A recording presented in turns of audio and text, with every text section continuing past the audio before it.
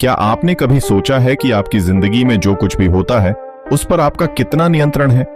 क्या आप उन लोगों में से हैं जो परिस्थितियों को दोष देते हैं, या फिर आप उन गिने चुने लोगों में से हैं जो अपनी जिंदगी की पूरी जिम्मेदारी खुद लेते हैं?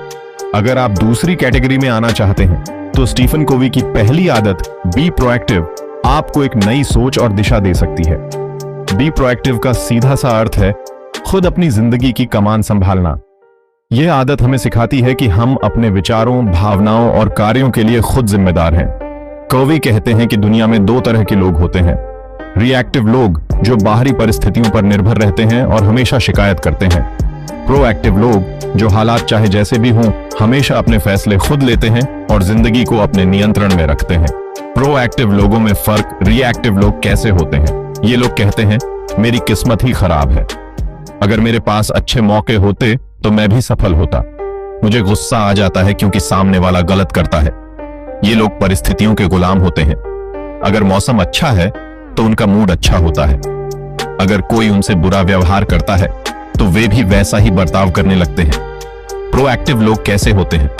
ये लोग कहते हैं मेरी जिंदगी की जिम्मेदारी मेरे हाथ में है। अगर मेरे पास मौके नहीं है तो मैं खुद उन्हें बनाऊंगा। कोई मुझे गुस्सा नहीं दिला सकता जब तक मैं खुद ना चाहूं। ये लोग किसी और को अपने विचारों और भावनाओं को नियंत्रित करने की इजाजत नहीं देते। Circle of influence versus circle of concern. Steven कवी ने सर्कल ऑफ इन्फ्लुएंस और सर्कल ऑफ कंसर्न का एक बेहद महत्वपूर्ण कॉन्सेप्ट दिया है। सर्कल ऑफ कंसर्न चिंता का दायरा। इसमें वे सभी चीजें आती हैं जिनके बारे में हम सोचते या चिंता करते हैं लेकिन जिन पर हमारा कोई नियंत्रण नहीं होता। उदाहरण, मौसम कैसा रहेगा, सरकार कौन सी पॉलिसी लागू करेगी, लोग मेरे बारे में क्या सोचते हैं। सर्कल ऑफ इन्फ्लुएंस, प्रभाव का दायरा। इसमें वे चीजें आती हैं जिन पर हमारा सीधा नियंत्रण होता है।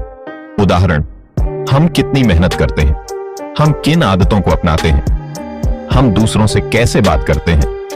रिएक्टिव लोग केवल सर्कल ऑफ कंसर्न में जीते हैं, यानी वे उन चीजों की चिंता करते रहते हैं जो उनके बस में नहीं है।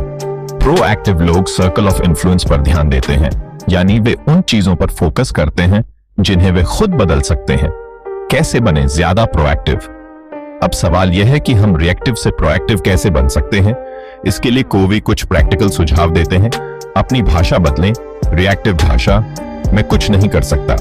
प्रोएक्टिव भाषा, मुझे एक रास्ता निकालना होगा। बाहरी परिस्थितियों को दोष देना बंद करें। सफल लोग अपनी जिम्मेदारी खुद लेते हैं। अगर वे फेल होते हैं तो वे सीखते हैं और आगे बढ़ते हैं। अपने विचारों को नियंत्रित करें। प्रोएक्टिव लोग सोच समझकर प्रतिक्रिया देते हैं, गुस्से या भावनाओं में बहकर फैसले नहीं लेते। एक्शन लेने में यकीन रखें। शिकायत करने से कुछ नहीं बदलता, लेकिन एक कदम उठाने से जिंदगी बदल सकती है। एक प्रेरणादायक उदाहरण कवि ने किताब में एक कहानी बताई है। एक बार विक्टर फ्रैंकल, जो एक मशहूर साइकोलॉजिस्ट थे, को नाजी कैंप में कैदी बना लिया गया।